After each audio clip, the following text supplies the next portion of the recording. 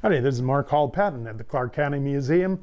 One of the other things that we're doing during this period of closure of the museum is trying various ways of reaching out to the community, doing a series of, in effect, classes for people who are at home. And so we are doing short history segments with them. Now, in the mid-1850s, 1860s, there wasn't a lot going on in the Vegas Valley. After the Mormons left here in 1857, 1858, there just weren't a lot of settlers here.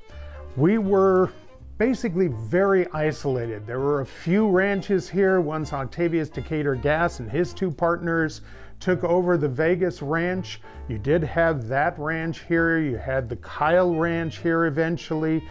But this wasn't what you think of as the Old West. You didn't have cattle drives going through this area. You did have some growing of crops, but most of that was for those few people that were going over what had been the old Spanish Trail. It was also known as part of the Mormon Trail going through here. So this was basically just a very isolated area. The crops that were grown here were mainly sold to those few people going to California or to the various mining districts that were here. It was not until the mining districts actually took off, or much later when the railroad came through at the turn of the century, that the Vegas Valley started really growing. At the turn of the century, it was very clear that there was a lot of mining going on along the edge of Nevada and Utah. And there was going to be a lot of need for a railroad between California and Salt Lake City.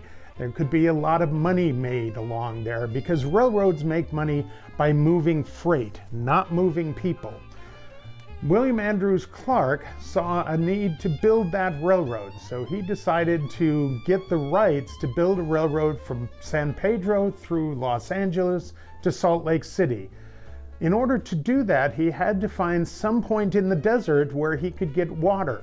The only place to do that was here in the Vegas Valley. The person who owned the land here was Helen Stewart. She had the ranch that had the largest water source, the Big Springs. And so he negotiated, or his company negotiated with Helen Stewart, bought the ranch, and started building a railroad through here.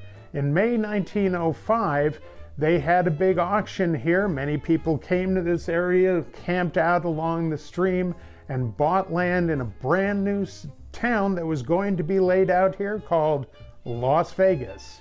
And it was Clark's Las Vegas town site that came into being in May of 1905. And by the way, on that first day, it was 105 here for that auction. It was a little bit warm that day.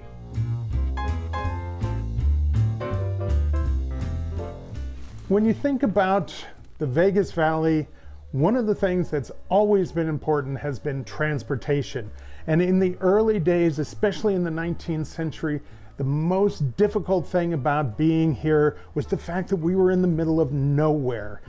One of the most important things was how did you get anything to here or away from here?